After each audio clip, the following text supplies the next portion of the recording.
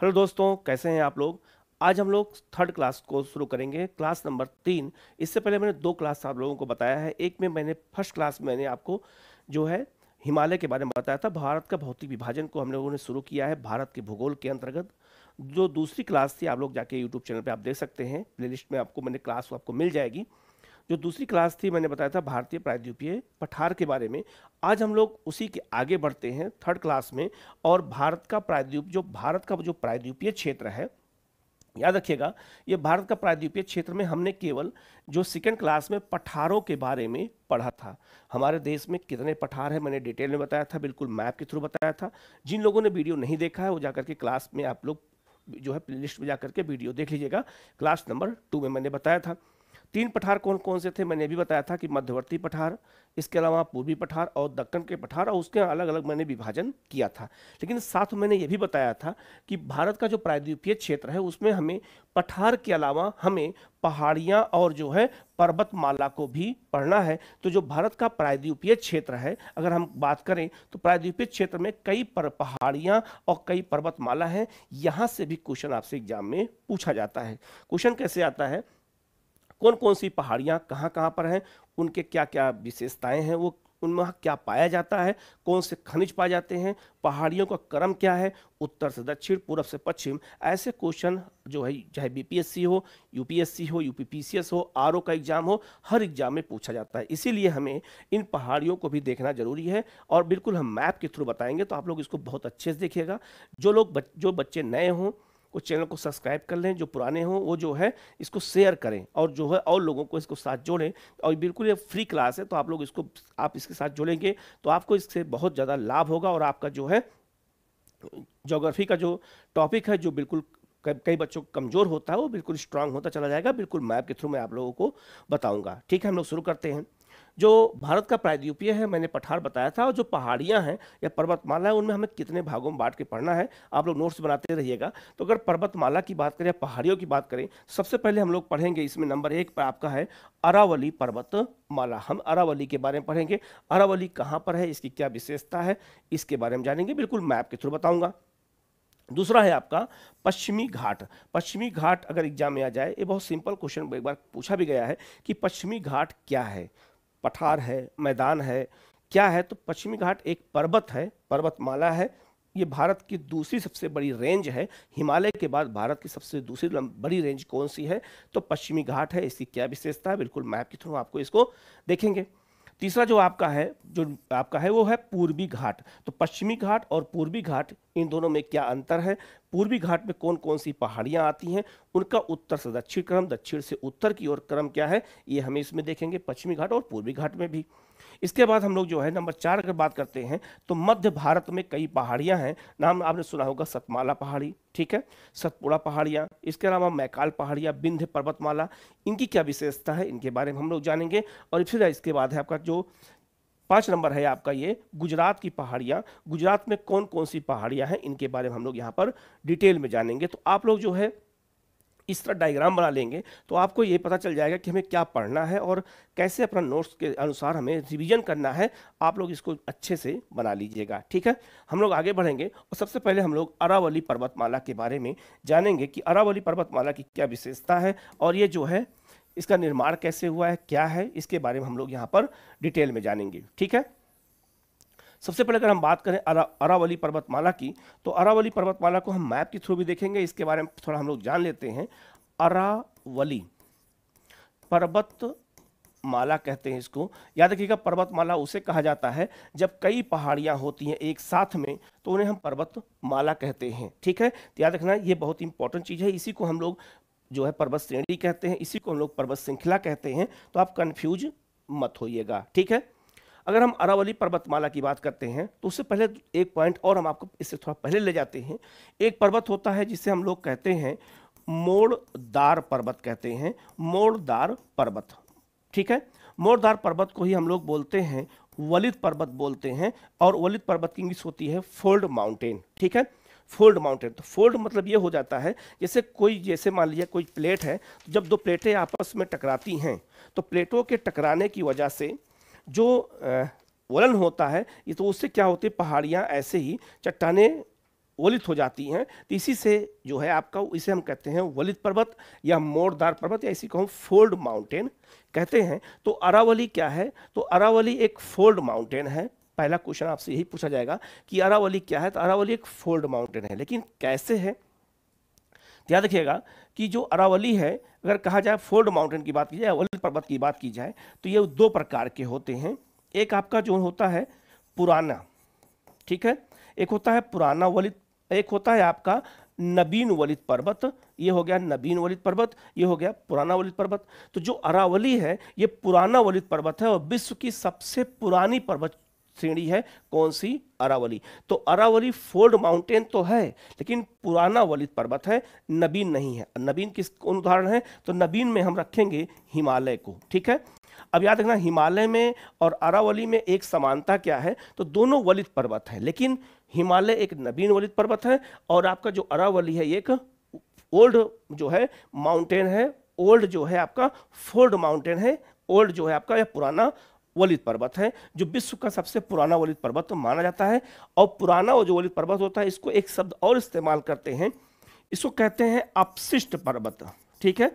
क्या बोलते हैं इसे? अपशिष्ट पर्वत बोलते हैं। क्यों बोलते हैं? तो पुराने वलित पर्वत जो होते हैं वो बहुत पुराने होने की वजह से उनमें अपक्षय अपरदन की घटना होने की वजह से वो बहुत टूट फूट जाते हैं। तो अरावली क्या है, उसकी ऊंचाई कम हो गई है, टूट फूट गया है, अपशिष्ट हो गया है, इसीलिए वलित पर्वत को हम अपशिष्ट पर्वत भी कहते हैं। अब जाकर के जो है आप क्वेश्चन प्रीवियस ईयर का देखेंगे तो आपको ये क्वेश्चन मिलेगा कि जो है निम्नलिखित में से कौन सा अपशिष्ट पर्वत का उदाहरण है? तो उदाहरण कौन हो गया आपका? अरावली हो गया, ठीक है। तो अरावली कैसा पर्वत है? पहला क्वेश्चन अगर आपसे पूछा जाए तो अरावली बताएंगे ये मोड़दार पर्वत है, इसी को हम वलित पर्वत कहते हैं, इसी को हम फोल्ड माउंटेन कहते हैं। ये बात याद रखना, पहला क्वेश्चन आपसे पूछा जाएगा। दूसरा, अरावली किस तरह का पर्वत है? तो बताएंगे हम पहाड़ी है, तो पुराना वलित पर्वत है, या इसी को हम कहते हैं अपशिष्ट वलित पर्वत कहते हैं। ये दूसरा क्वेश्चन हो गया, ठीक है। अब हम लोग आगे बढ़ते हैं। अब हम इसको मैप के थ्रू देखेंगे तो हमें और चीज़ें अच्छे से समझ में आएगा कि अरावली के बारे में जो है मैप के थ्रू जब हम याद करते हैं तो हमें ये चीज़ें अच्छे से याद हो जाता है, ठीक है। ये आपका जो है साउथ इंडिया का ये मैप बन गया, ठीक है।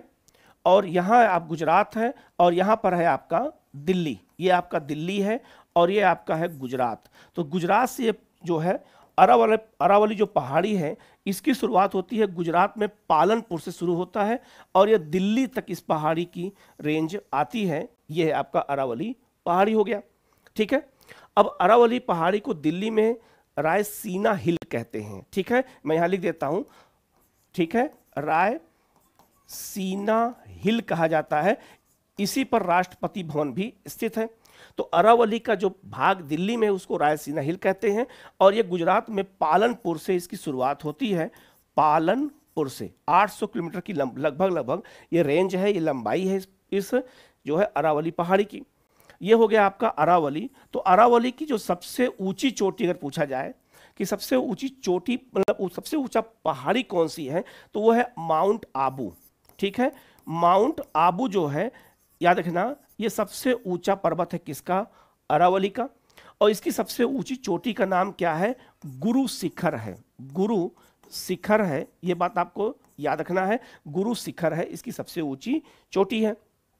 इसके अलावा इसी पहाड़ी में एक खैत्री पहाड़ी आती है, आपका राजस्थान में है। और खैत्री पहाड़ी में याद रखिएगा इसमें जो है तांबे का उत्पादन होता है और ये तांबे का उत्पादन हड़प्पा काल से हो रहा है। अब हड़प्पा जब सभ्यता पढ़ते हैं हिस्ट्री में तो उसमें एग्जाम में आप देखा होगा, क्वेश्चन भी आया हुआ है और आप पढ़ेंगे, पूछा जाता है कि तांबे का आयात हड़प्पा वासी कहाँ से करते थे? तो खैत्री की खान से करते थे। और खैत्री पहाड़ी कहाँ है? तो अरावली पहाड़ी का ही हिस्सा है जो कहाँ पर है? तो ये आपका ये राजस्थान में है, ठीक है। इसके अलावा जो अरावली पहाड़ी है, याद रखिएगा, ये धारवाड़ क्रम की चट्टानों का बना हुआ है। धारवाड़ क्रम चट्टानें क्या होती है इसके बारे में हम अलग से बताएंगे आप लोग को। तो धारवाड़ क्रम की चट्टानों का बना हुआ है। कौन कौन चट्टानें पाई जाती हैं? तो अरावली में धारवाड़ क्रम की चट्टानें पाई जाती हैं। एक क्वेश्चन आपसे ये पूछा जाएगा। और धारवाड़ क्रम चट्टानों की वजह से इसमें बहुत महत्वपूर्ण खनिज पाए जाते हैं। कौन कौन से खनिज? तो पहला खनिज हो गया आपका तांबा। तो अरावली पहाड़ी में तांबा पाया जाता है। इसके अलावा इसी पहाड़ी में आपका जस्ता पाया जाता है, इसी पहाड़ी में आपका सीसा पाया जाता है। इन सब का उत्पादन कहाँ होता है? तो अरावली की पहाड़ी में होता है। ठीक है, और बात करते हैं, आप लोग ऐसे ही मैप बनाते रहेंगे तो आपको चीज़ें याद होती रहेंगी। इसके अलावा अगर हम बात करते हैं तो अरावली ही पहाड़ी में एक नदी निकलती है, बनास जो नदी निकलती है, और बनास किसकी सहायक नदी है? तो ये चंबल की सहायक नदी है जो पूरब की ओर निकलती है। इसके अलावा इसके पश्चिम में नदी निकलती है लूनी, तो लूनी नदी भी कहाँ निकलती है? तो याद रखिएगा ये आपका अरावली की पहाड़ी से, तो एक पूरब की ओर मुख्य नदी है, एक पश्चिम की ओर मुख्य नदी है, ये हमें याद रखना। नदियां और भी निकलती हैं लेकिन वो ज़्यादा इंपॉर्टेंट नहीं है उनका। ठीक है, तो अरावली पहाड़ी के बारे में ये आपको अच्छे से याद रखना है। क्या क्या मैंने बताया है एक बार मैं आपको रिपीट कर देता हूँ। ये पालनपुर गुजरात से शुरू होती है और आपका दिल्ली में रायसीना हिल के नाम से जानी जाती है। यहाँ पर इसका ये विस्तार है लगभग 800 किलोमीटर का। दूसरा, इसकी सबसे जो ऊंचा पर्वत है वो माउंट आबू है। इसकी सबसे ऊंचा जो चोटी है गुरु शिखर है। ठीक है, और माउंट आबू पर यहाँ पर दिलवाड़ा का जैन मंदिर बनाया गया है जो संगमरमर से निर्मित है, और वो जो है चालुक्य राजाओं ने, गुजरात के चालुक्य राजाओं ने उसको बनवाया था, ये भी याद रखिएगा। ठीक है, इसके अलावा अगर बात करते हैं तो याद रखिएगा कि यहीं पर खेतरी नामक पहाड़ी है जहाँ पे तांबे का उत्पादन होता है। अरावली जो पहाड़ी है ये धारवाड़ क्रम चट्टानें यहाँ पाई जाती हैं, इस वजह से यहाँ पर कई तरह के खनिज पाए जाते हैं। पहला आपका कौन सा है? मैंने बता दिया, तांबा, जस्ता, सीसा, ये यहाँ के मुख्य खनिज हैं, इनके बारे में याद रखना है। इसके अलावा यहीं पर कीमती पत्थर भी पाए जाते हैं जिससे घरों का निर्माण होता है। हमारे घरों में जो टाइल्स होती हैं वो सब भी अरावली पहाड़ी से ही निकलते हैं। ठीक है, इसके अलावा यहाँ से नदी निकलती है लूनी और यहाँ नदी निकलती है बनास। ये तो मुख्य नदियाँ हैं जो आपका निकलती हैं कहाँ से? तो अरावली पहाड़ी से। ठीक है, आगे बढ़ते हैं हम लोग और अरावली पहाड़ी के बारे में और कुछ चीज़ें हम लोग जानेंगे जो बहुत इंपॉर्टेंट है और यहाँ से भी क्वेश्चन एग्जाम में आपसे पूछा जाएगा, उनके बारे में हमें अच्छे से याद रखना है। ठीक है, आप इस तरह का मैप बनाना सीख जाएंगे तो बहुत सी चीज़ें आपको आसान हो जाएंगी याद करना और समझना भी। अरावली पहाड़ी की अगर बात करते हैं तो अरावली पहाड़ी का लोकेशन ये है, और अरावली पहाड़ी के जो है इस तरफ जो है कौन सा पठार है? तो इस तरफ पठार मैंने बताया था मालवा का पठार है। ठीक है, मालवा का पठार है आपका पूरब की ओर। और अरावली पहाड़ी अगर ये है तो अरावली पहाड़ी की जो ये वाला क्षेत्र है इसको कहते हैं, याद रखिएगा, मेवाड़ का क्षेत्र कहा जाता है। ठीक है, तो मेवाड़ के क्षेत्र में थोड़ा बहुत वर्षा होती है या इसलिए यहाँ पर कृषि होती है, लेकिन अरावली पहाड़ी के पश्चिम की बात करते हैं इसको हम कहते हैं मारवाड़ का क्षेत्र कहते हैं, और मारवाड़ के क्षेत्र में वो जो है वर्षा जो है कम होती है। ठीक है, तो ये जैसलमेर इस क्षेत्र में आता है। ठीक है, और मेवाड़ क्षेत्र में थोड़ा बहुत वर्षा होने की वजह से यहाँ पर कृषि काफ़ी अच्छी होती है, जो है खास करके मोटे अनाजों की खेती यहाँ पे की जाती है, ये बहुत महत्वपूर्ण है। तो अरावली याद रखेगा मारवाड़ और मेवाड़ को भी बांटता है, ये भी हमें याद रखना होगा। ये पहाड़ी की विशेषता, ये सभी विशेषताएं ये हमें याद करना था जो मैंने आपको बताया है।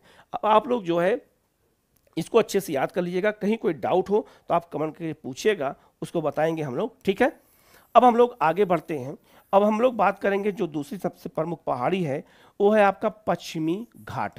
ठीक है, पश्चिमी घाट, ये अगर पूछा जाए एक शब्द में कि पश्चिमी घाट है क्या, तो पश्चिमी घाट याद रखिएगा, पश्चिमी घाट एक पर्वतमाला है। ठीक है, पर्वतमाला है, लेकिन याद रखना पश्चिमी घाट एक कगार भी है। अब कगार कैसे है? ठीक है, तो कगार इसलिए है कि जब इंडियन प्लेट दक्षिण जो है आप गोलार्ध से जो जब मूव करते हुए उत्तर की ओर आ रही थी, तो एक अफ्रीका के बगल में एक द्वीप है मेडागास्कर, आप मैप पे देख लीजिएगा, मेडागास्कर द्वीप है। तो मेडागास्कर जो द्वीप है वो पहले इंडियन प्लेट का हिस्सा था। ठीक है, ये अगर ये इंडियन प्लेट है, ठीक है, और ये यहाँ पर मेडागास्कर है, तो मेडागास्कर का ही हिस्सा, मेडागास्कर पहले यहीं पर जो है इसी के साथ लगा हुआ था, ये मेडागास्कर है। लेकिन जब इंडियन प्लेट उत्तर की ओर खिसक रही थी तो मेडागास्कर यहीं पर छूट गया और इंडियन प्लेट आगे की ओर उत्तर की ओर मूव कर गई।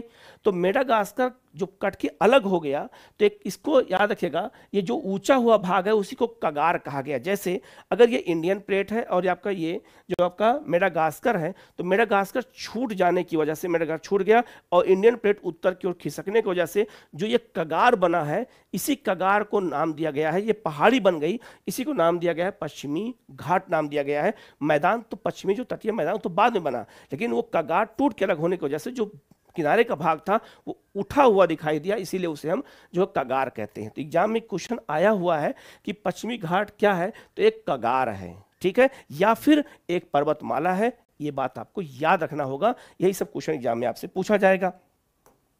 आगे बढ़ते हैं हम लोग, ठीक है। तो ये पश्चिमी घाट के बारे में ये क्या है, ये हमें याद रखना जरूरी है, ठीक है। अब बात करते हैं, तो जो पश्चिमी घाट है और वो पूर्वी घाट दोनों आपस में मिलते कहां पर हैं, तो ये आपका पश्चिमी घाट हो गया, ठीक है। ये आपका पश्चिमी घाट एक लगातार सतत पर जो है पहाड़ी है, इसमें कोई भी जो गैप है वो दर्रे बने हैं। दर्रे कौन कौन से आगे बताऊंगा मैं। तो पश्चिमी घाट आपका ये है और ये आपका नीलगिरी पहाड़ी है, और नीलगिरी पहाड़ी के बाद पश्चिमी घाट से यहीं से पूर्वी घाट निकलता है। तो पश्चिमी घाट और पूर्वी घाट आपस में कहाँ मिलते हैं, तो दोनों जो है नीलगिरी पहाड़ी के पास मिलते हैं, ठीक है। ये आपका हो गया नीलगिरी की पहाड़ी हो गया।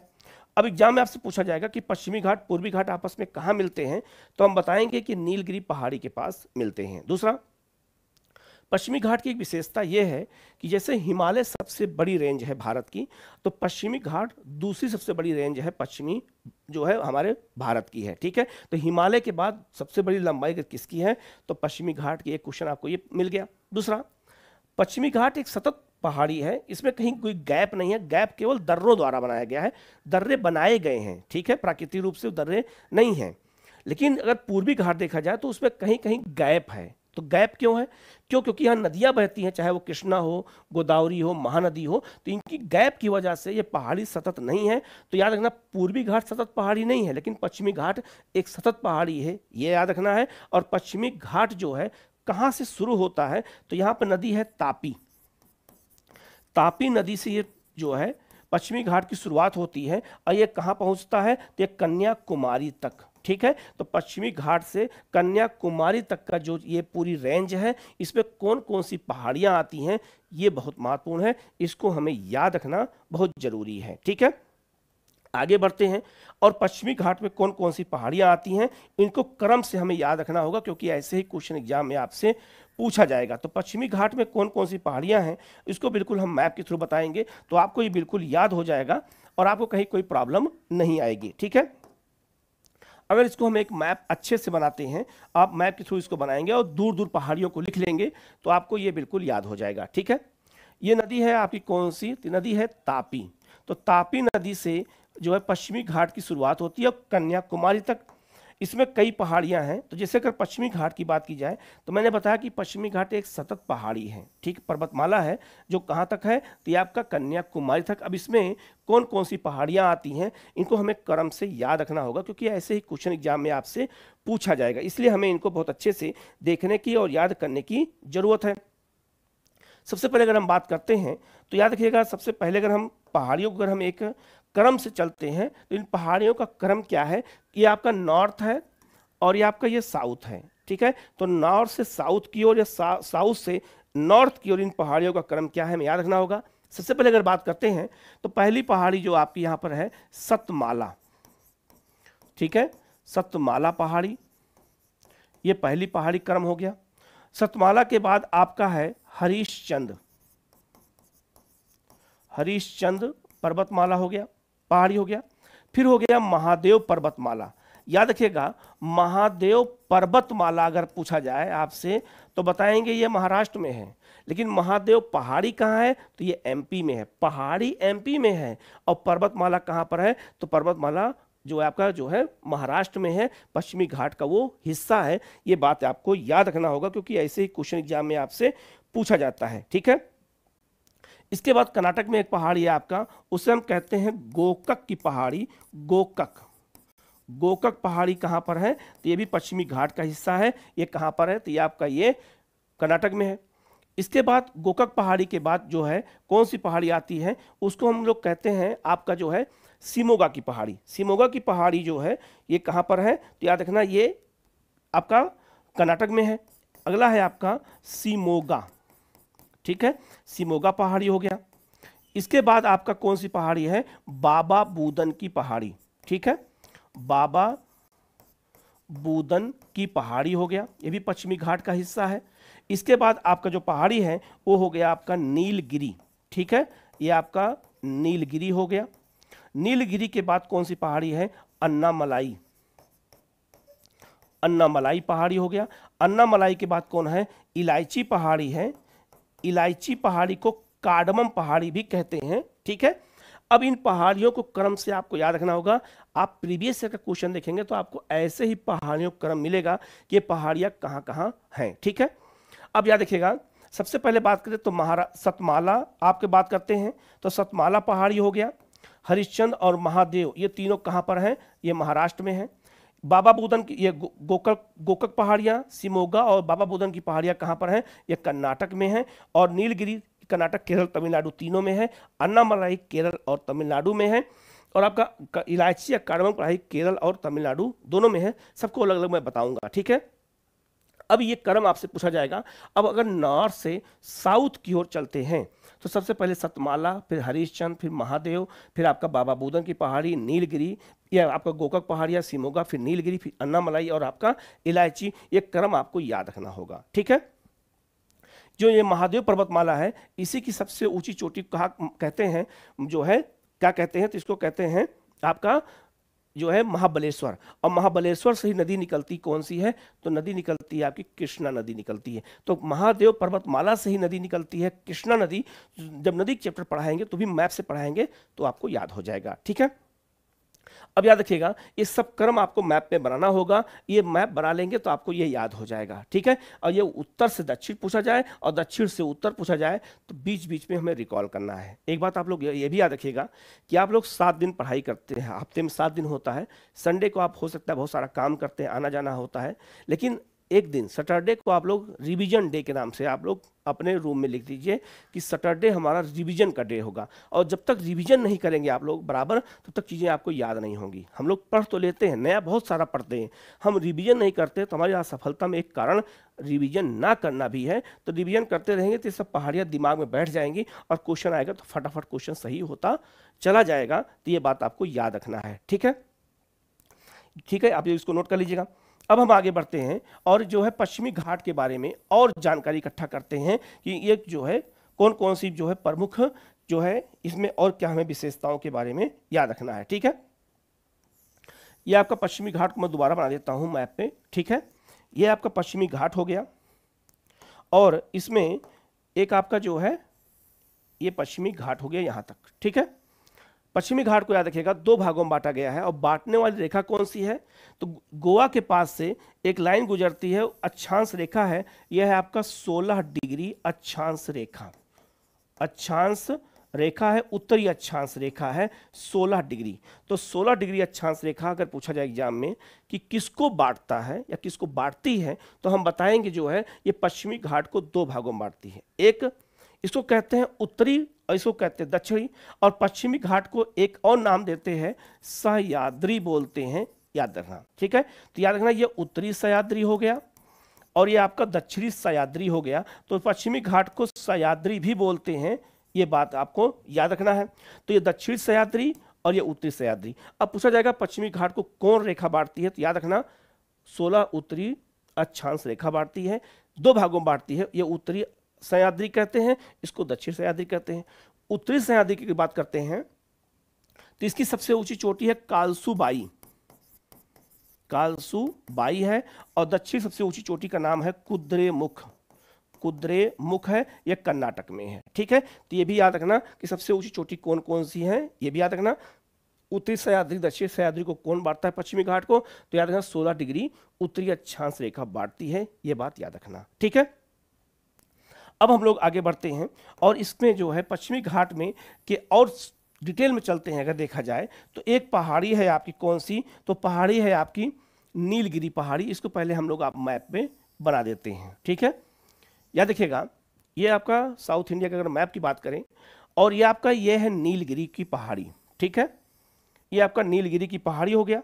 तो नीलगिरी पहाड़ी जो है एक जो है क्या है, यहाँ देखना पश्चिमी घाट, ये आपका पश्चिमी घाट है और ये आपका पूर्वी घाट है।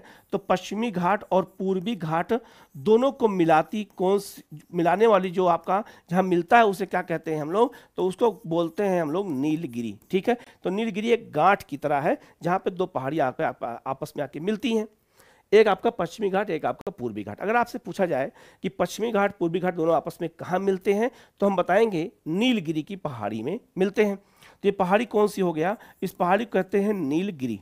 ठीक है, पहला पॉइंट। नीलगिरी की सबसे ऊंची जो चोटी है, इसका नाम है टोडा बेटा। पहला क्वेश्चन ये हो गया। अगला कि नीलगिरी की सबसे ऊंची चोटी का नाम क्या है, तो नीलगिरी की सबसे ऊंची चोटी का नाम है टोडा बेटा, ये नोट कर लेना। दूसरा, नीलगिरी जो पहाड़ी है ये 3 राज्य में स्थित है, एक राज्य नहीं है, 3 राज्य में है। जो ये वाला ऊपर वाला भाग है ये कर्नाटक में पड़ता है। ठीक है, इधर आपका जो है केरल है और इधर आपका तमिलनाडु है। ठीक है, तो याद रखना तमिलनाडु। ठीक है, तो याद रखना जो नीलगिरी पहाड़ी है 3 राज्य में इसका विस्तार है। ये ऐसे ही मैप आप लोग बना लीजिएगा। 3 राज्य कौन कौन से हैं, कर्नाटक, केरल और तमिलनाडु। जो कर्नाटक वाला साइड है इस क्षेत्र में कॉफी की खेती बहुत ज्यादा होती है नीलगिरी साइड में। तो नीलगिरी पहाड़ी जो कर्नाटक की ओर है वहां पे कॉफी खेती बहुत ज्यादा होती है। नीलगिरी पहाड़ी जो केरल की साइड है यहाँ पर मसालों की खेती बहुत ज़्यादा होती है, यहाँ मसाला बहुत ज़्यादा होता है। मसाला मतलब सब्जी मसाला। ठीक है, ये पान मसाला मत समझ लीजिएगा, 555। ठीक है, तो ये कौन सा है, ये सब्जी मसाला है। ठीक है, और आपका जो तमिलनाडु है, तमिलनाडु वाले साइड में यहाँ पर खेती होती है चाय की, यहाँ चाय खेती बहुत ज़्यादा होती है। तो एक ही नीलगिरी पहाड़ी 3 राज्य में फैला हुआ है और तीनों राज्य की जो उसके ढाल हैं उन पे अलग अलग खेती होती है। ठीक है, यहाँ तमिलनाडु में चाय, कर्नाटक में कॉफ़ी और केरल में आपका मसाला होता है, ये मुख्य रूप से। इसके अलावा नीलगिरी अगर बात करते हैं तो नीलगिरी में याद रखिएगा यहाँ पर जो है टोडा नामक जनजाति भी पाई जाती है, ये भी आपको याद रखना होगा। यहीं पर ऊटी नामक एक शहर है, बहुत ही ऊंचाई पर है, इसलिए वहाँ ठंडा होता है और वहाँ लोग घूमने जाते हैं। टूरिज्म का बहुत बड़ा क्षेत्र है, उसको हम लोग कहते हैं ऊटी कहते हैं। ठीक है, तो ये आपको ये याद रखना है। ठीक है, अब गौर करिएगा, आगे बढ़ते हैं। एक पहाड़ी इसी के बगल में है और उसका नाम है अन्नामलाई। ये हो गया आपका अन्नामलाई हो गया, मैं लिख देता हूं पहले। ठीक है, ये हो गया आपका अन्नामलाई हो गया। अब अन्नामलाई याद रखिएगा, अन्नामलाई नीलगिरी के बगल में है, साउथ में है और ये 2 राज्य में फैला हुआ है। तो एक तरफ इधर तमिलनाडु है, इधर एक तरफ केरल है। तो केरल और तमिलनाडु की सीमा रेखा कौन बनाता है, तो अन्नामलाई की पहाड़ी बनाती है। ये पहला पॉइंट हो गया, नोट कर लीजिएगा। अन्नामलाई की सबसे ऊंची चोटी का नाम है अनाईमुड़ी और अनाईमुड़ी इसकी सबसे ऊंची चोटी है। तो याद रखना अनाईमुड़ी जो है ये दक्षिण भारत की भी सबसे ऊंची चोटी है। 3 बातें याद रखना है। जो अनाईमुड़ी है ये अन्नामलाई की सबसे ऊंची चोटी है, पहला पॉइंट। ये पश्चिमी घाट की सबसे ऊंची चोटी है, दूसरा पॉइंट। और दक्षिण भारत की भी दक्षिण भारत की सबसे बड़ी चोटी है और भारत की दूसरी सबसे बड़ी चोटी कौन सी है, अनाईमुड़ी। तो अनाईमुड़ी साउथ इंडिया की सबसे ऊंची चोटी है, अन्नामलाई सबसे ऊंची चोटी है और पश्चिमी घाट की भी सबसे ऊंची चोटी है। ये बात याद रखिएगा। ठीक है, और ये बहुत महत्वपूर्ण है। ठीक है, दूसरा अगर बात करते हैं तो नीलगिरी और अन्नामलाई के बीच में एक दर्रा है और उस दर्रे का नाम क्या है, उस दर्रे का नाम है पाल घाट दर्रा। ठीक है, पाल घाट दर्रा। अब एग्जाम में अगर पूछा जाए कि पाल घाट दर्रा जो है किन 2 पहाड़ियों के बीच में है, तो आप बताओगे नीलगिरी और अन्नामलाई के बीच में। ठीक है, पहला क्वेश्चन। पाल घाट दर्रा जो है किन 2 राज्यों को जोड़ता है, तो तमिलनाडु को कर्नाटक से जोड़ता है। ठीक है, दूसरा एक विशेषता इसकी और बहुत इंपॉर्टेंट है, जब हमारा मानसून जो इंडियन मानसून है, जब इंडियन मानसून जिसे हम दक्षिण पश्चिम मानसून कहते हैं, तो दक्षिण पश्चिम मानसून जब जो है अरब सागर से चलता है तो नीलगिरी पहाड़ी से ही आके टकराता है वो। ठीक है, मानसून आगे पढ़ाऊंगा मैं। तो मानसून जब नीलगिरी पहाड़ी से आके टकराता है तो ये 2 भागों में बढ़ जाता है मानसून। मानसून की एक शाखा इसी पाल घाट दर्रे से होकर बंगाल खाड़ी में प्रवेश करती है, जिसे हम बंगाल खाड़ी की शाखा कहते हैं, मानसून की बंगाल खाड़ी की शाखा कहते हैं। ठीक है, और जो दूसरा मानसून इधर चलता है, पश्चिमी घाट के सहारे चलता है, इसे हम अरब सागर की शाखा कहते हैं। तो मानसून को दो भागों में विभाजित कौन करता है? नीलगिरी। और जो बंगाल खाड़ी में मानसून प्रवेश करता है वो इसी पाल घाट दर्रे से होकर प्रवेश करता है। इसीलिए आपका यहाँ तमिलनाडु में यहाँ कोई पहाड़ी ना होने की वजह से जो है दक्षिण पश्चिम मानसून से यहाँ वर्षा नहीं होती है। आप मैप पर देखेंगे तो इस क्षेत्र में वर्षा आपको नहीं मिलेगी। ठीक है, तो ये बात याद रखिएगा, ये बहुत महत्वपूर्ण चीज है। तो पाल घाट दर्रा याद रखिएगा, इसकी क्या विशेषता है इसको नोट कर लीजिएगा, बहुत महत्वपूर्ण है। और इसी से मानसून प्रवेश करता है जो बंगाल खाड़ी में आता है। ठीक है, आगे बढ़ते हम लोग। ये बहुत सब महत्वपूर्ण चीजें हैं, इनको हमें अच्छे से नोट करना है, याद करना है, क्योंकि ऐसे ही क्वेश्चन एग्जाम में आते हैं और ये बहुत बेसिक चीज है। अगर इसको नहीं जानेंगे तो हम इससे कठिन चीजें नहीं जान पाएंगे। ठीक है, अब आगे बात करते हैं हम लोग। अभी मैप जो है, अभी मैंने बताया ये नीलगिरी हो गया, ये आपका अन्नामलाई हो गया। अब अन्नामलाई के साउथ में एक पहाड़ी कौन सी है? तो अन्नामलाई के साउथ में एक पहाड़ी है इलायची पहाड़ी, इसी कहते हैं कार्डमम पहाड़ी। ठीक है, इसे कहते हैं इलायची। इलायची यहाँ ज़्यादा होती है, इसीलिए इसे इलायची पहाड़ी या इसी को कार्डमम पहाड़ी कहते हैं। ठीक है, ये पहाड़ी भी दो राज्य की सीमा बनाती है। एक तरफ इसके जो है आपका कौन है? तमिलनाडु, एक तरफ है आपका केरल। तमिलनाडु के साइड में चाय की खेती बहुत ज़्यादा होती है और केरल वाले साइड में इसके इलायची या अन्य मसालों की खेती होती है। ये अन्नामलाई है। अब याद रखिएगा, मैंने अभी बताया था कि अन्नामलाई और नीलगिरी के बीच में पाल घाट दर्रा है, यही बताया था मैंने। ठीक है, पाल घाट दर्रा है।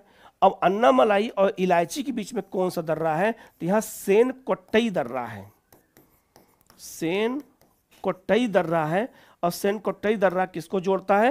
तो याद रखिएगा, ये जोड़ता है किसको? तिरुवनंतपुरम को आपका मदुरई से जोड़ता है। ये क्वेश्चन एग्जाम में आया हुआ है। तो ये केरल को कर्नाटक से जोड़ने का काम कौन करता है? तो ये सेन कोट्टई दर्रा। अब पूछा जाएगा सेन कोट्टई दर्रा कहाँ पर है, तो आप क्या बताओगे कि सेन कोट्टई दर्रा जो है ये आपका कार्डमम या इलायची पहाड़ी और अन्नामलाई के बीच में है। और पाल घाट दर्रा कहाँ है? तो नीलगिरी और अन्नामलाई के बीच में है। ये बहुत महत्वपूर्ण चीज़ है, इनको याद रखना है। इसके अलावा इलायची पहाड़ी की सबसे ऊंची चोटी का नाम क्या है? तो अगस्ता मलाई पहाड़ी है। ठीक है, अगस्ता मलाई पहाड़ी नीलगिरी, ये इलायची की सबसे ऊंची चोटी है। और अगस्ता मलाई पहाड़ी जो है याद रखिएगा, उस पूरे क्षेत्र में जैव विविधता बहुत ज़्यादा है, इसीलिए वो उसे बायो रिजर्व केंद्र भी बनाया गया है। भारत में 18 बायो रिजर्व केंद्र हैं, जिनमें अगस्ता मलाई भी है, जो इलायची की सबसे ऊँची चोटी है। ये भी हमें याद रखना होगा। यही सारे क्वेश्चन एग्जाम में आपसे पूछे जाएंगे। ठीक है, हम लोग आगे बढ़ते हैं। अब हम लोग पूर्वी घाट की बात करेंगे कि पूर्वी घाट की जो कौन कौन सी पहाड़ियाँ इसमें आती हैं। तो आपको पहले हम लोग एक मैप बना लेंगे, तो मैप के माध्यम से हमें आसानी से ये याद हो जाएगा। याद रखिएगा कि पश्चिमी घाट और पूर्वी घाट दोनों आपस में कहाँ मिलते हैं? तो ये आपका ये पश्चिमी घाट है और आपका ये पूर्वी घाट है। तो पूर्वी घाट पश्चिमी घाट अभी मैंने बताया कहाँ मिलते हैं, तो नीलगिरी में मिलते हैं। अब नीलगिरी में अगर देखा जाए तो यहीं से पहाड़ियों की शुरुआत होती है। तो जो पहाड़ियाँ शुरू होती हैं पूर्वी घाट की, उनमें बीच बीच में गैप है। क्यों गैप है? मैंने बताया था नदियों के कारण गैप है। अब जो ये पहाड़ियाँ हैं, इनको क्रम से हमें याद रखना है। दक्षिण से उत्तर पूछा जाए या उत्तर से दक्षिण, तो हमें याद हो जाएगा। तो अगर दक्षिण से हम लोग चलते हैं तो सबसे पहले जो पहाड़ी है, याद रखिएगा, सबसे पहली पहाड़ी है उसका नाम है पालनी पहाड़ी।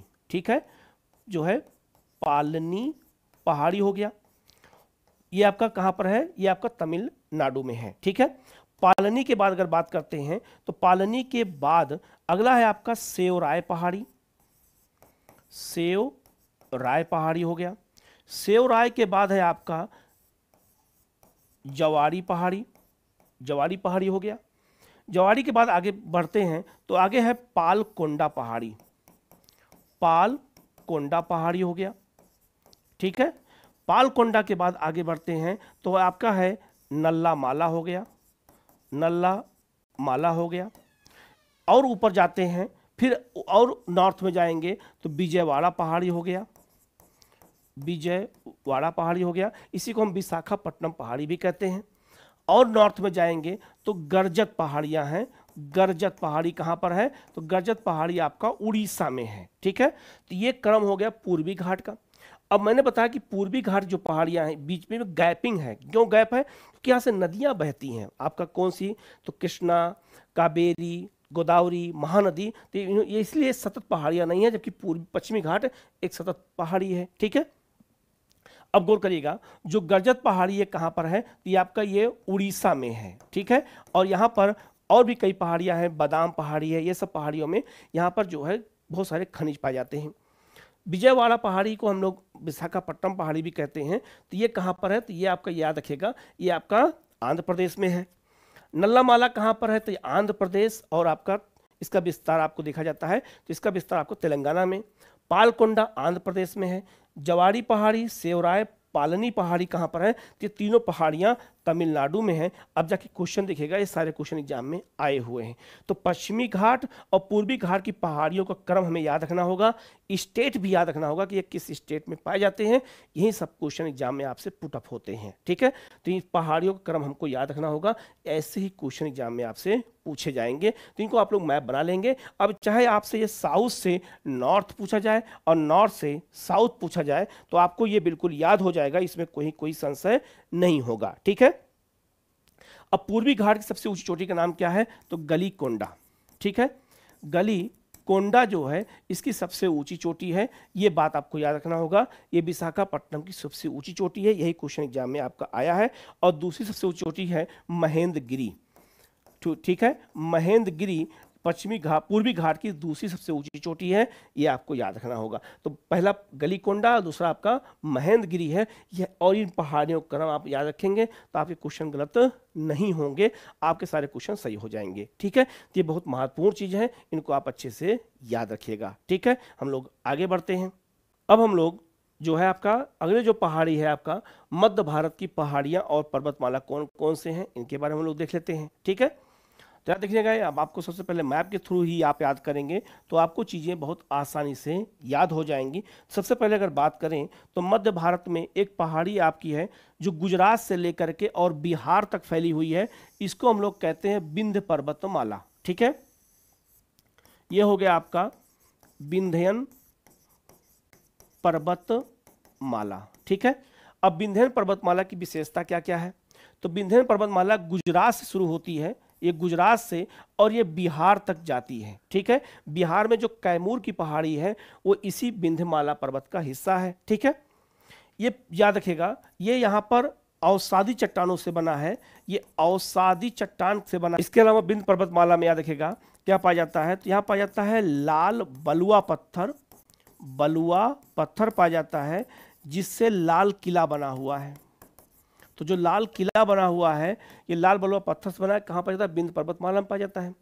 इसके अलावा इसी में बलुआ पत्थर भी पाया जाता है और बलुआ पत्थर से अशोक के स्तंभ बनाए गए हैं, ठीक है।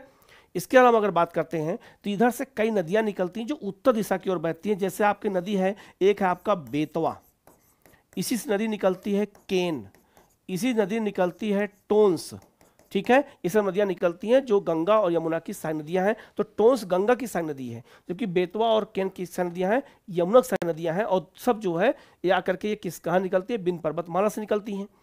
विंध्य पर्वतमाला याद रखिए गुजरात से कहाँ तक है? ये बिहार तक फैला। तो कैमूर पहाड़ी भी इसी का हिस्सा माना जाता है, इसी का हिस्सा है। अब याद रखिएगा जो आपका ये क्षेत्र है जो है, अगर बात करते हैं हम लोग तो इस क्षेत्र में जो है विंध्य पर्वतमाला जो है, विंध्य पर्वतमाला अगर पूछा जाए कैसी पहाड़ी है तो ये ब्लॉक पर्वत है, ठीक है। ये कैसा पर्वत है? तो ये ब्लॉक पर्वत है। ब्लॉक पर्वत कैसे बनता है? तो याद रखिएगा जैसे मान लो कोई स्थल है और स्थल का अगर बीच वाला भाग नीचे दब जाता है और दोनों उठे हुए भाग रहते हैं तो उसको ब्लॉक पर्वत कहते हैं। तो ब्लॉक पर्वत का उदाहरण कौन हो गया? याद रखना विंध्य पर्वत, क्योंकि विंध्य पर्वत के बगल में के जो क्षेत्र है वो नीचे की ओर दब गया, इसीलिए यहाँ भ्रंश घाटी बन गया है, याद रखिएगा। दूसरा, विंध्य पर्वत के बगल में एक पहाड़ी और है पर्वतमाला, उसे कहते हैं हम लोग जो है सतपुड़ा पर्वतमाला, ठीक है। ये हो गया आपका सतपुड़ा पर्वतमाला। अब सतपुड़ा पर्वतमाला और याद रखिएगा जो विंध्य पर्वतमाला है ये दोनों ब्लॉक पर्वत के उदाहरण हैं। तो याद रखिएगा ये दोनों बीच वाला जो क्षेत्र था यही दब गया है, दबने की वजह से ये क्या बन गया? ये बन गया है रिफ्ट घाटी। इसी को हम लोग क्या कहते हैं, भ्रंश घाटी कहते हैं। तो जो पर्वतों के, जब दो पर्वत के बीच वाला भाग नीचे की ओर दब जाता है तो उसे भ्रंश घाटी कहते हैं, तो उसमें नदी बहती है। तो इसीलिए बिंद और सतपुड़ा के बीच में नदी बहती है, कौन सी, नर्मदा। ठीक है, तो एग्जाम में कई बार पूछा गया है कि नर्मदा जो बहती है वो कैसी नदी है, तो रिफ्ट घाटी में बहने वाली नदी है। और नर्मदा नदी किन दो पहाड़ियों के बीच बहती है पर्वतमाला के, तो हम बताएंगे उत्तर में बिंद है और दक्षिण में विंध्यन है और दक्षिण में सतपुड़ा है, उसी के बीच में नर्मदा नदी बहती है। किसमें, रिफ्ट घाटी, इंग्लिश में कहते हैं रिफ्ट वैली, और या हिंदी में कहते हैं भ्रंश घाटी कहते हैं, जिससे नर्मदा नदी बहती है। तो याद रखना, जो पहाड़ी के जो बीच का जो नीचे की ओर धंस गया जमीन, वो जमीन उसी में को रिफ्ट घाटी कहते हैं, उसी में नदी बहती है, कौन सी, नर्मदा। तो एग्जाम में क्वेश्चन पूछा गया कि नर्मदा नदी के किन दो पहाड़ियों के बीच बहती है, तो हम बताएंगे विंध्यन और सतपुड़ा। क्वेश्चन पूछा जाए कि बिंद और सतपुड़ा पर्वतमाला कैसे हैं, तो बताएंगे ब्लॉक पर्वत हैं। ठीक है, याद रखिएगा। अब जो सतपुड़ा पर्वतमाला है, याद रखिएगा, ये इसका इंपॉर्टेंस क्या है कि इसकी सबसे ऊंची चोटी का नाम क्या है, जो याद रखना, सबसे ऊंचा पर्वत कौन सा है, तो महादेव पर्वत है। अब याद रखिएगा, महादेव पर्वत एमपी में है और सतपुड़ा सबसे ऊंची चोटी है, लेकिन पश्चिमी घाट में महादेव पर्वतमाला था, जो मैंने इससे पहले बताया था। दोनों में अंतर याद रखिएगा, पर्वत है, एक पर्वतमाला है। अब इसका सबसे ऊंची चोटी का नाम क्या है, तो पंचमढ़ी है। तो पंचमढ़ी याद रखिएगा, ये बहुत जो है टूरिज्म का क्षेत्र है, और पंचमढ़ी महादेव पर्वतमाला सबसे ऊंची चोटी है, और ये बायो रिजर्व भी है। 18 बायो रिजर्व में पंचमढ़ी भी इसमें शामिल है। ये बहुत ही जो है टूरिज्म के लिए बहुत महत्वपूर्ण है। ठीक है, अब याद रखिएगा कि सतपुड़ा और बिंद पर्वतमाला के बीच में को नदी बहती है, नर्मदा बहती है। किस घाटी में बहती है, रिफ्ट या भ्रंश घाटी में बहती है। तो सतपुड़ा के बारे में और बिंद के बारे में आपको याद रखना होगा, ये भी क्वेश्चन एग्जाम में पूछा जाता है। ठीक है, हम लोग आगे बढ़ते हैं। अब और जो है पहाड़ियों के बारे में हम लोग देखेंगे। तो एक पहाड़ी आपकी कौन सी है, ध्यान दीजिएगा, ये आपका जो है, फिर इंडिया का मैप हम लोग बना के इसको याद करेंगे। अब ये आपका हो गया बिंद पर्वतमाला, ये हो गया आपका सतपुड़ा पर्वतमाला, और यहाँ एक पर्वतमाला है, उसे कहते हैं मैकाल पर्वतमाला। ये हो गया आपका मैकाल पर्वत श्रेणी हो गया। अब मैकाल पर्वत श्रेणी याद रखिएगा, ये जो है कि दो राज्य में है, एक तरफ एमपी है, एक तरफ आपका छत्तीसगढ़ है। तो छत्तीसगढ़ और एमपी की सीमा कौन बनाता है, मैकाल पर्वतमाला। ये भी ब्लॉक पर्वत का उदाहरण है। ठीक है, और मैकाल पर्वत की सबसे ऊंची चोटी का नाम क्या है, अमरकंटक है। और अमरकंटक जो है, याद रखिएगा, यहीं से नदी निकलती है पूरब की ओर, जो है कौन सी, इधर से नदी निकलती है महानदी, याद रखिएगा। और पश्चिम की ओर नदी निकलती है नर्मदा, और पूरब की ओर नदी निकलती है सोन। ठीक है, और दक्षिण की ओर नदी मैकाल पर्वत से निकलती है इंद्रावती। तो याद रखना, मैकाल पर्वत एक ब्लॉक पर्वत है, इसके चारों दिशाओं से नदियां निकलती हैं। फिर से बता देता हूं कौन कौन नदी निकलती है। तो अमरकंटक इसकी सबसे ऊंची चोटी है, किसकी, मैकाल की। और अमरकंटक एक बायो रिजर्व भी है, भारत के 18 बायो रिजर्व में एक बायो रिजर्व अमरकंटक भी है। दूसरा, इस पहाड़ी से 4 नदियां निकलती हैं चारों दिशाओं में, और चारों इंपॉर्टेंस हैं। तो अमरकंटक से सोन नदी निकलती है उत्तर की ओर, पश्चिम की ओर नदी निकलती है नर्मदा, पूरब की ओर नदी निकलती है महानदी। ठीक है, और दक्षिण की ओर अमरकंटक से निकलती है इंद्रावती, और यही इंद्रावती नदी जाकर के गोदावरी में मिल जाती है, गोदावरी की सारी नदी है। तो इसके चारों दिशाओं में 4 नदियां निकलती हैं। मैकाल पहाड़ याद रखिएगा, ये भी यहाँ पर भी लाल बलुआ पत्थर पाया जाता है, कीमती पत्थर पाया जाता है, जिससे बहुत सारे घर भवन बनते हैं। ठीक है, तो ये हमें याद रखना होगा। ठीक है, इसके अलावा याद रखिएगा, महाराष्ट्र में एक पर्वतमाला बीच में है, वो कौन सा है, तो आपका याद रखिएगा बालाघाट पर्वतमाला। तो बालाघाट पर्वतमाला अगर पूछा जाए कि बालाघाट पर्वतमाला कहाँ पर है, तो ये महाराष्ट्र में है, बीच में है, इसको याद रखना होगा। इसीलिए मैंने नाम क्या दिया, मध्य भारत की पहाड़ियाँ और पर्वतमाला। इसको आप अच्छे से याद रखिएगा। यहाँ अगर कहीं क्वेश्चन पूछा जाए तो गलत आपके क्वेश्चन ना होने पाए। तो सारी पहाड़ियों को मैंने लगभग कवर कर रहा हूँ और इनकी विशेषता बता रहा हूँ, तो आप लोग नोट करते रहिएगा। ठीक है, हम लोग आगे बढ़ते हैं। अब हम लोग गुजरात की पहाड़ियों को देख लेते हैं। तो गुजरात की पहाड़ियाँ कौन कौन सी है, यहाँ से भी क्वेश्चन एग्जाम में पूछा जाता है। ठीक है, तो अगर देखते हैं तो आपका गुजरात को जो ये वाला क्षेत्र है, इसको कहते हैं कच्छ का क्षेत्र कहते हैं, और ये कच्छ की खाड़ी है, और आपका इसे काठियावाड़ या सौराष्ट्र का क्षेत्र कहते हैं। ठीक है, तो गुजरात का जो ये मैप है, इसमें अगर देखेंगे, ये खंभात की खाड़ी है, तो ये खंभात की खाड़ी हो गया, और आपका ये कच्छ की खाड़ी हो गया। ठीक है, अब याद देखिएगा, जो कच्छ का क्षेत्र है, यहाँ पर एक पहाड़ी पाई जाती है, उसको कहते हैं लखपत की पहाड़ियाँ। ठीक है। अब पूछा जाए लखपत पहाड़ी कहाँ पर है, तो गुजरात के कच्छ में है, ये आपको याद रखना होगा। यहीं पर आपका एक पहाड़ी है कच्छ के क्षेत्र में, उसको कहते हैं कच्छ पहाड़ी कहते हैं, तो कच्छ पहाड़ी भी गुजरात में है। यहीं पर एक पहाड़ी है आपकी कच्छ के क्षेत्र में ही, उसका नाम है धौला पहाड़ी। तो पूछा जाए कि धौला पहाड़ी कहाँ पर है, तो ये भी कहाँ पर है, गुजरात के कच्छ के क्षेत्र में है। इसके बाद जाते हैं गुजरात में, यहाँ पर एक पहाड़ी है आपकी, उसे कहते हैं राजपीपला की पहाड़ी, राजपीपला। तो राजपीपला की पहाड़ी अगर पूछा जाए कहाँ पर है, तो ये भी गुजरात में है, और यहीं से विंध्य पर्वतमाला की शुरुआत होती है, ठीक है। यही गुजरात के जो काठियावाड़ क्षेत्र है, इसमें 4 पहाड़ियाँ आती हैं। पहली पहाड़ी आपकी है मांडव पहाड़ी, ठीक है। तो मांडव पहाड़ी अगर पूछा जाए कहाँ पर है, तो ये गुजरात में है, ठीक है। कहाँ पर, काठियावाड़ क्षेत्र में।